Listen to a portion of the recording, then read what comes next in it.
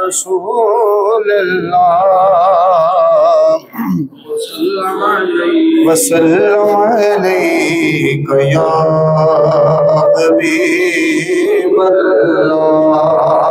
तमाम बात शामिल हो जाइए, मिल के पढ़िएगा कि मैं तो पैसे का गुलाम हूँ, मैं तो पैसे का गुलाम हूँ, मैं तो पैसे का गुलाम हूँ, मैं गुलाम इब्ने गुलाम हूँ, मैं तो पैसे का गुलाम हूँ, मैं तो पैसे का गुलाम। और मुझे इश्क है तो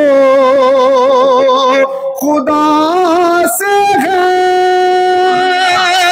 मुझे इश्क है तो रसूल से, ये करम है ज़हरा बतूल का, मेरे मुँह से आए महक सदा जो मैं नाम लूं तेरा झूम के, मैं पर पैसे का गुलाम हूँ, मैं तो पैसे का गुलाम हूँ। और हुआ कैसे से वो सर जुदा